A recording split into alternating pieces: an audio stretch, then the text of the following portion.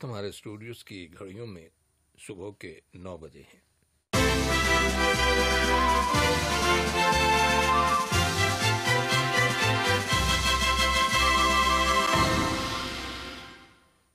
بسم اللہ الرحمن الرحیم۔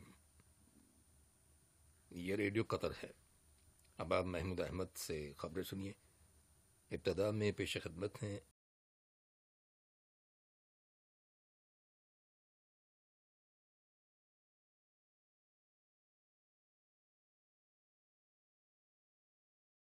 کہ ریاست قطر نے صحت کی عالمی تنظیم WHO کو $10 ملین کی امداد دینے کا فیصلہ کیا ہے۔ حکومت قطر غزہ میں رہنے والے 1 لاکھ سے زیادہ غریب خاندانوں میں کیش رقوم تقسیم کرے گی، جس کا آغاز اگلے ہفتے ہوگا۔ قطر چیریٹی نے کوسوو کی وزارت صحت کو $3 لاکھ کی طبی امداد فراہم کی ہے، اور وزارت صحت نے اعلان کیا ہے کہ ملک کے اندر گزشتہ 24 گھنٹوں کے دوران کرونا وائرس کے 879 مریض صحت یاب ہو جانے کے بعد شفا پانے والے افراد کی تعداد 77,225 ہو گئی ہے۔ یہ تھیں اہم خبروں کی سرخیاں، اور اب سے چند لمحوں بعد تفصیل سے خبریں نشر کی جائیں گی۔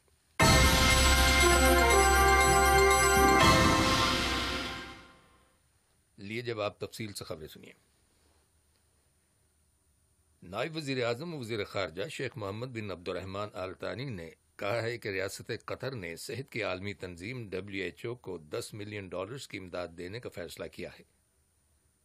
یہ رقم کرونا وائرس کی ٹریٹمنٹ، ٹیسٹنگ ایکوپمنٹ اور ویکسین کی تیاری پر خرچ کی جائے گی۔ اس کے علاوہ قطر کی حکومت ویکسینز اور امیونائزیشن سے متعلق عالمی اتحاد GAVF کو بھی $20 ملین کی امداد فراہم کرے گی۔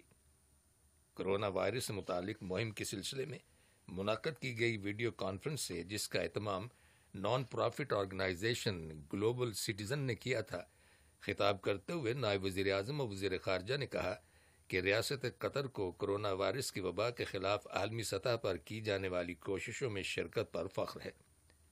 انہوں نے یورپی کمیشن اور گلوبل سٹیزن تنظیم کی کرونا وائرس کے خلاف مہم میں شمولیت کی تعریف کی ہے۔ قطر کے ایوان صنعت و تجارت کے پریزیڈنٹ شیخ خلیفہ بن جاسم بن محمد آل ثانی کو قطر میں international chamber of commerce ICC یعنی بین الاقوامی ایوان تجارت کا صدر منتخب کر لیا گیا ہے۔ چنانچہ اب وہ ICC کے ایگزیکٹو بورڈ کے رکن بھی ہوں گے۔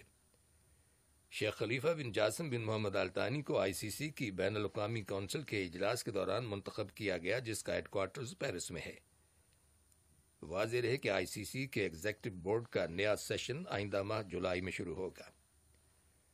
ICC نے آزاد تجارت اور سرمایہ کاری کو فروغ دینے اور دوحہ میں سن 2013 میں 8ویں ورلڈ چیمبرز کانگریس کی میزبانی کے سلسلے میں شیخ خلیفہ بن جاسم بن محمد آل ثانی کی بے مثال کوششوں کی تعریف کی ہے۔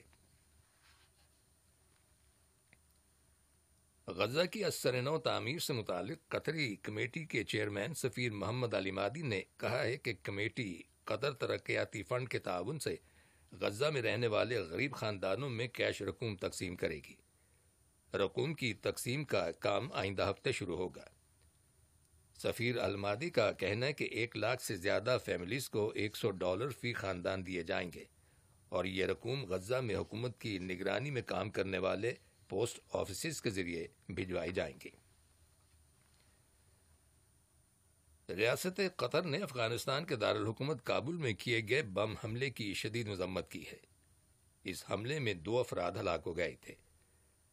وزارت خارجہ کی جانب سے جاری کیے گئے بیان میں اس موقف کا اعادہ کیا گیا ہے کہ قطر دہشت گردی اور تشدد کی ہر طرح کی کارروائیوں کو مسترد کرتا ہے، خواہ ان کی وجوہات اور مقاصد کچھ بھی کیوں نہ ہوں۔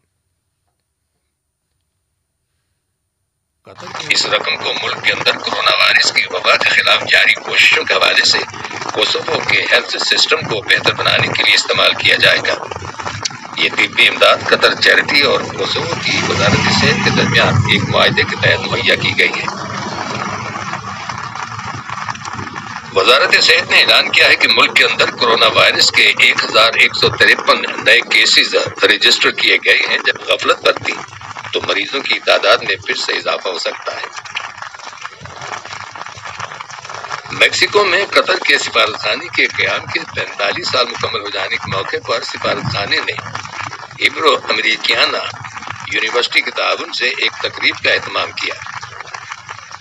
ویڈیو لنک کے ذریعے منعقد کی گئی اس تقریب میں میکسیکو میں قطر کے سفیر محمد بن جاسم القواری اور قطر میں میکسیکو کی سفیر گارسیلا گومیز گارسیا اور دیگر شخصیات نے شرکت کی۔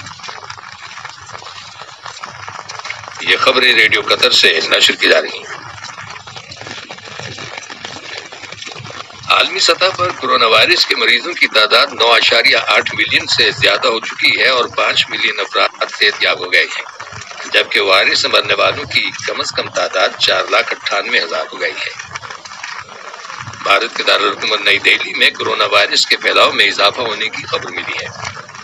رواں ماہ کے آغاز میں وائرس کے کیسز میں اضافے کی وجہ سے ہاسپٹلز میں مریضوں کے لیے بستروں کی شارٹیج ہو گئی ہے اور صحت کا نظام بری طرح سے متاثر ہوا ہے۔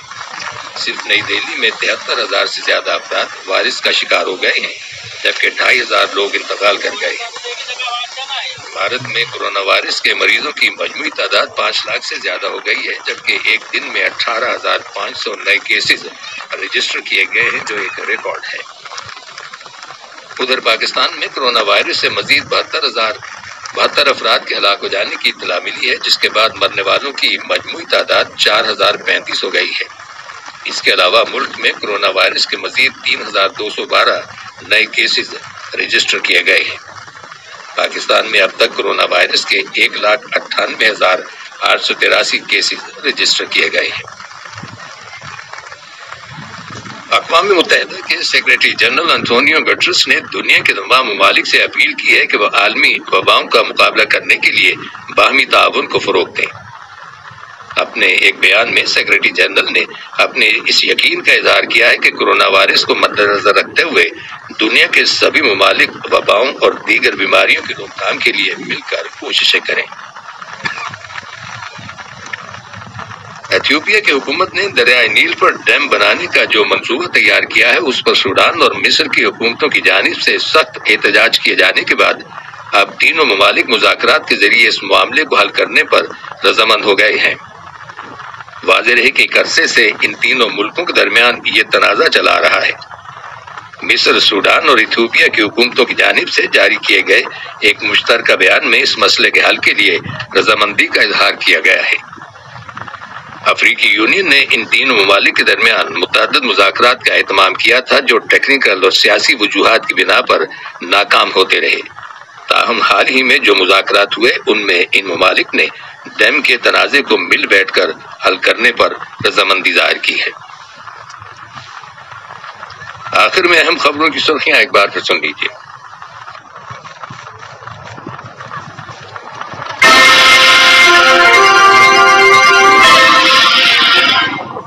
نائب وزیر اعظم وزیر خارجہ نے کہا ہے کہ ریاست قطر نے صحت کی عالمی تنظیم WHO کو $10 ملین کی امداد دینے کا فیصلہ کیا ہے۔ حکومت قطر غزہ میں رہنے والے 1 لاکھ سے زیادہ غریب خاندانوں میں کیش رقوم تقسیم کرے گی، جس کا آغاز اگلے ہفتے ہوگا۔